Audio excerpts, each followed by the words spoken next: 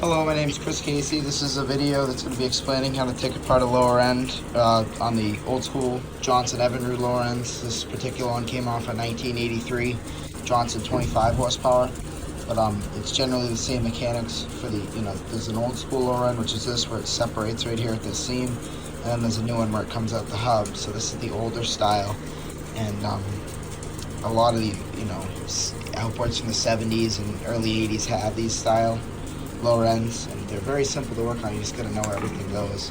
So this video is going to be a tutorial on where, I can show you where everything goes. So first you're going to want to start off to take it off, drain the oil out. This particular one already has the oil drained out of it, so we're all set there.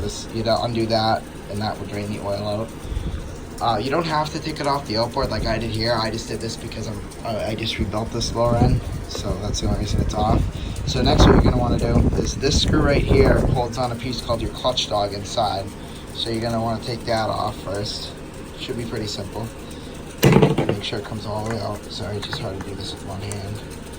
And if your propeller is on the lower end, you want to make sure to take that off. Otherwise your lower end won't separate properly. So we're just going to take that screw out. All it is it's a little pin that holds in a piece in the lower end, the clutch dog. Alright, next we're going to take out, there's 3 screws here, then there's 3 screws on the bottom side. So we're just going to start off by taking, I already have a couple of them loosened, that's why the lower end isn't completely sealed. So now I'm just going to finish taking those out, and then I'll show you inside the lower end and how everything works. So those are already loosened, as you can see. Now I'm just going to flip it over. There's one more tight one. Sorry, it's just hard to do with one hand. So again, this video is just going to overview how these lower ends are made inside and what makes them operate. Okay, so this right here is your skeg fin. Okay, so it has all those screws in it. It's got 6 screws to mount it on, and then it's got your oil fill screw, and then your clutch dog holder. Alright, so this is what your lower end looks like. This is your prop shaft right here, and then your drive shaft comes down to a gear, which I'll show you in a little bit. So what happens is so this is connected to your shifter rod, and when you move it, forward and backwards into gear, when this is connected, it pivots, and this thing moves back and forth. So I believe this is our forward gear, if I'm not mistaken. I'm not exactly sure because I can't see it operating, but one of these is your forward gear, one of these is your reverse gear, and this right here, this clutch dog, moves it in and out of place. So what I'm going to do is I'm going to take the whole shaft out. Okay, this is that piece that moves with your shifter. It just moves so that it would just move like that inside and move this piece back and forth.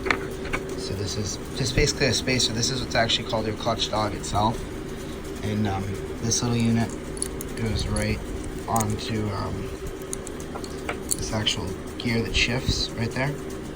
So this moves back and forth. It's hard to do because it's a really tight lower end, but it moves in between gears, and I can't do it with one hand, unfortunately, but that moves back and forth. These all come off. So this right here is just a bearing, so when it sits in there, it's not just metal on metal, it's moving. This is obviously filled with oil when it's running. So what happens is this spins the same way your motor spins, so that would spin this way, and then it just drives these. These are spinning at all times. That's why you always need fluid in your lower end, because even if you're not in gear, these bolts spin. And what this does is this locks one of these gears. If say you put it into forward, it's going to lock your forward gear to the prop shaft, so the whole prop shaft spins forward. But even if, like right now it's in neutral, so that's in the middle, so both of these gears can spin freely, and that's exactly what they would do if this outboard was running and put together. So I'm just going to break this down for you into all of its parts. This is just a little spacer. Then we have another bearing, really good shape, this lower end. And you got both of these forward and reverse gears are exactly the same. They're just in different positions. So that's that, and then that's how it locks into place. I'm not going to take this off only because there's little balls under there with a spring. Actually, let me just see if I can mount my phone somehow. to show you.